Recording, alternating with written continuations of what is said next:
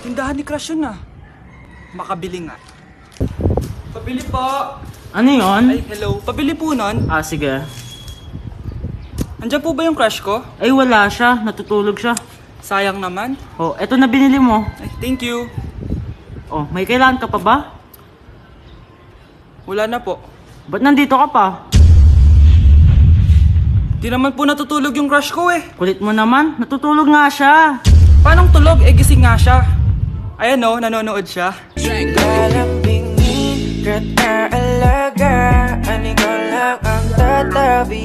Ang bago nating top 1 ay si Samantha. Ang galing mo, Samantha. Naku, basic lang yan.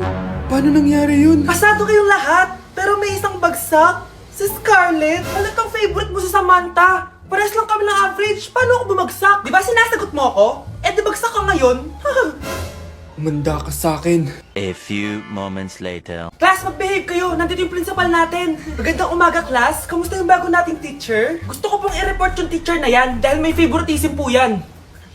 Favoritism? Sinungaling ka, Scarlett! Mabait sa amin si ma'am. Opo, ma'am. Mabait po ako sa kanila. Pantay-pantay lang po yung tingin ko sa kanila. Huwag mo na pagtakpan nanay mo, Samantha. Hala, OMG, magnanay sila. Ma'am principal, pagpasensyahan niyo na siya. Baka di niya alam yung sinasabi niya. Meron ako ebidensya dito nagpapatunay na binigyan ng sagot ni ma'am si Samantha. At tinawag ng nanay si ma'am.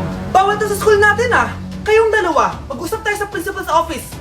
Ma'am, magpapaliwanag po ako. Ang bago nating top 1 ay si Scarlett. Yes, Scarlett, deserve mo yan. Marami pong salamat, ma'am principal. Alam mo, buti na lang hindi mo na teacher yung nanay mo. Anong sabi mo? Hindi mo ba alam na magkapatid kayo ni Samantha? Iisa lang kayo ng nanay.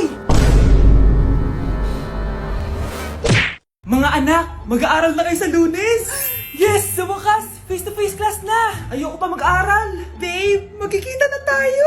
Anay, kailangan ko po ng notebook. Oh, eto sa'yo. Limited edition planner to, ah. Wow, thank you, Nay. Ang ganda. Ano yung sa'kin, Nay? Oh, eto, yellow pad. Bakit yellow pad lang? Tapos yung sa kanya, planner. May favoritism talaga dito, eh. Nay, kailangan ko po ng ballpen. Oh, eto, anak, G-Tech. Ang mahal nito. Ingatan mo yan, ha. Thank you, Nay. Hindi ko babagsak to. O, ikaw naman. Etong sa'yo.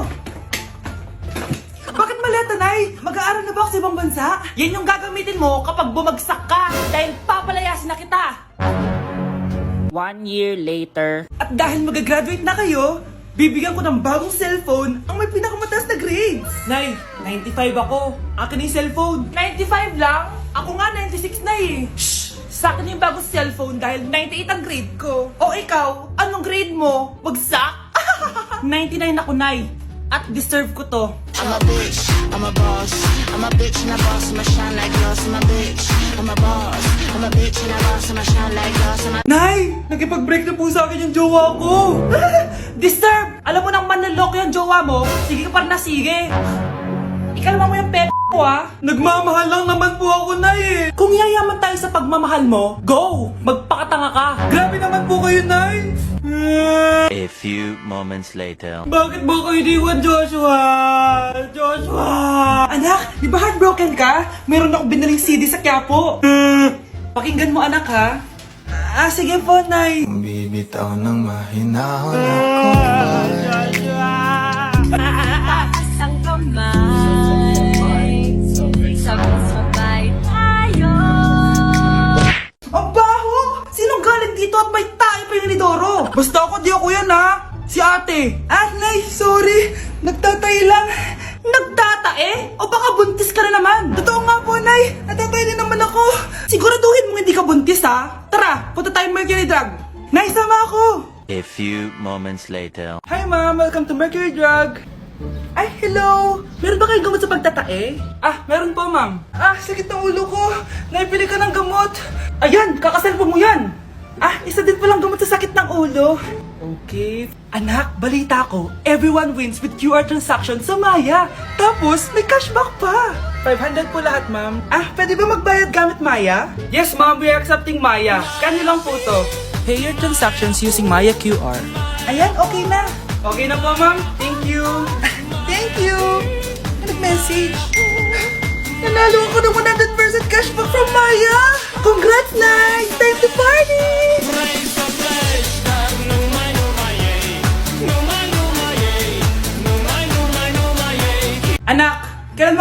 sa girlfriend mo? Nay, wag po kayo magagalit. Girlfriend ko po kasi yung anak ng kapitbahay natin. Yung mayaman na kapitbahay natin? Opo, Nay. I like your taste, ha? Nasaan na siya? Nandito po siya, Nay. Papakilala na kita. Babe, halika. Hello.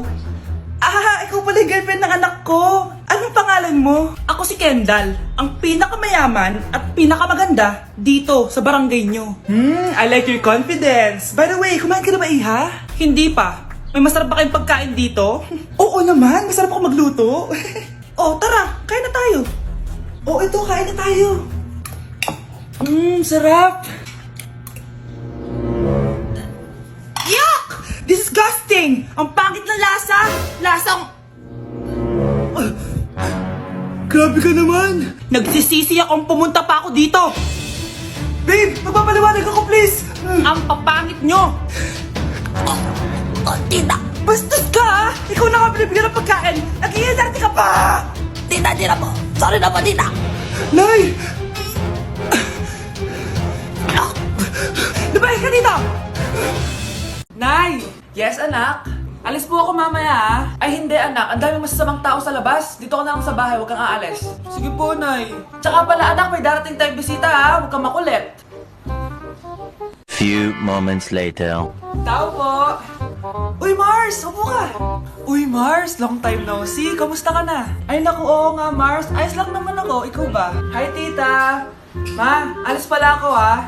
Mars, ito na ba yung anak mo? Ang laki na pala niya. Oo, Mars, ang bilis nilang lumaki. Sige, anak, lumabas ka na. Sige po, Nay. Tsaka pengin po ng 500. 500?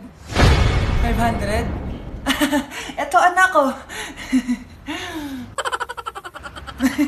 Ang bait mo naman pala sa mga anak mo, Mars. Nay, alis na ako, ha? Sige, anak. Ingat ka, ha? Ay, di na pala ako aalis, Nay. Ito na po yung 500, oh. Umamin ka nga sa akin, Brianna. Bakit ang daming pera ng wallet mo? Hindi ko po alam, Your Honor. Nangupit ka sa akin, no? Your Honor, i-double check ko lang kung totoo yung sinasabi niyo. Anong Your Honor? Nanay mo ko. Nagsasabi na ito. Nay, alis lang ako. At saan ka na naman pupuntang babae ka? Sa boyfriend ko po, Your Honor. Your Honor? Saka din eh. Bawal na umalis, gabi na. Gusto ko siya makita. Gusto ko makita sa mata niya na nasabihin niya sa akin, mahal niya ako. Gusto mo ito makita mo? Joke lang, Your Honor. Anak, nakausap ko yung teacher mo kanina at sabi niya, hindi ka daw pumasok ng school? Di po totoo, Your Honor. Your Honor, Your Honor. Pati ikaw? Nag-aral. Ako kanina, baka di niya lang ako nakita kasi nasa farm ako. Ha? Anong farm pinagsasabi mo? Anak, ba't dila ka ng dila? Butiki ka ba? Nay, sorry. Uso kasi ito, Nay. Ay na naman tayo sa mga uso-uso. Hindi kayo napapagod, no? Tigilan nyo yan. Mga anak, kain na tayo. Yes, Your Honor. Nandito na kami, Your Honor. Tama na ka, Your Honor nyo. Your Honor, kain na tayo. Tama na! Tumigil na kayo! Your Honor. Nakikiramay po ako sa pagkawala ng asawa nyo. Masakit para sa amin ang pagkawala niya. Kailan pala namin makukuha yung mga ipapamana niya sa amin? Ipaprocess pa po namin yun, ma'am. I-update na lang po namin kayo. Sige po, attorney. Sakit ng pagkawala niya. Nay, tignan mo, may medal ako. Ano namang paki ko dyan? Di ka ba proud sa akin? Hindi. At wala akong paki sa'yo. Iniwan ka na ng tatay mo, di ba? Kaya pwede ka nang umalis dito. Bakit ka ba ganyan sa akin, Nay? Huwag mo nga ako matawag-tawag na nanay dyan. Kadiri! Hindi kita anak. Ang nanay mo, wala na. Malandi kasi. Nay, gutom na ako. Ay, gutom na baby ko. Wait lang, mag-order ako ng steak for you, ha? Yay! Steak, my favorite! Ampun lang pala ako. Nasaan na yung totoo ko, nanay?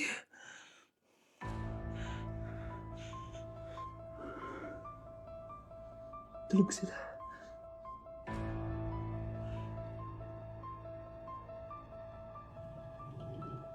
Nasaan na yun?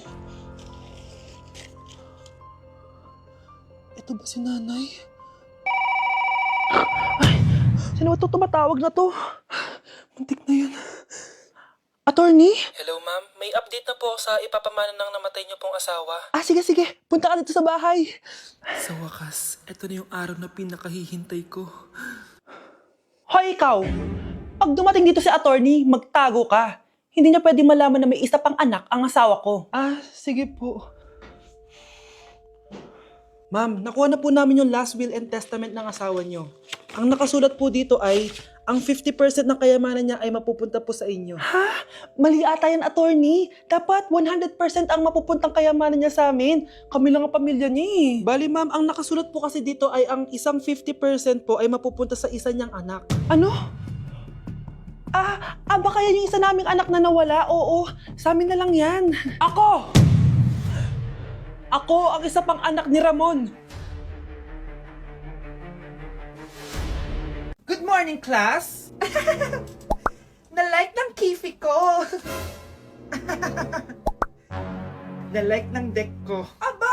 Grabe na tong mga to! Ganyan na ba yung mga natututunan nyo ngayon? Sabi ko na nga ba walang magandang dulot yung TikTok na yan. Uso kasi to ma'am, may bago na nga eh. Hay naku Samantha, tigilan mo ako. Ano namang bago yan? Eto po ma'am, tuturuan ko kayo. Anong pinang-like mo, Samantha? Yung esophagus ko po, ma'am. Esophagus? Grabe yung talent nyo, ha? Ikaw naman, ma'am. Try mo din. Sige. Ma'am, mali po kayo.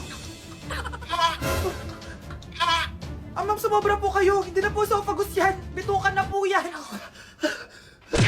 Nasa Japan pa rin ako at titikim tayo ng Japanese convenience store food part 2. Hulaan nyo guys kung nasaan ako. Walang-wala na ito sa Pilipinas, promise. Hindi talaga pwedeng wala akong mabili tuwing pupunta ako dito sa Family Mart. Tignan nyo naman, parang lahat gusto mong itry, di ba? Guys, may nakita ko. Parang may ganito ako. Okay pa ba to? Parang panis na. Add to cart. Guys, mukhang masarap to, oh. Add to cart natin to. Guys, nakita ko kanina daming Japanese na kumakain nito. So, add to cart natin to. Guys, parang masarap din to, oh, Pamichiki. Add to cart.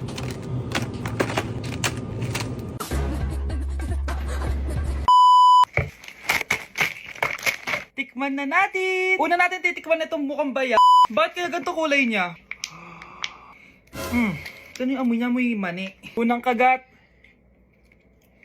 Masarap siya pero lasa siyang mani. Masarap siya. Sarap siya. 7 out of 10 to. Next natin tong Pamichiki. Tignan nyo guys, grabe. Walang buto to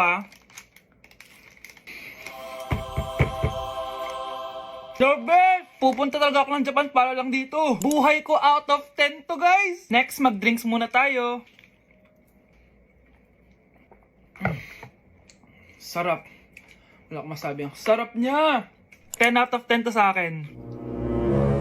Ang daming Japanese na kumakain nito kanina. So, try na natin kung masarap ba talaga. Parang siya marshmallow. Ayos din yan. Masarap siya pero medyo matamis siya. Mahilig sa matamis. Sarap! Next natin itong palaging kinakain ni Honey Bunch. So para siyang pandesal na may feeling sa loob. Dami pala niya. May laman siya guys. You know? Masarap siya pero wala siyang lasa. O yun naman, magko-comment na naman masarap pero walang lasa eh. I'll give it 7 out of 10. Next natin tong parang mushroom na parang chocolate din. Next natin tong ganito yung itsura niya.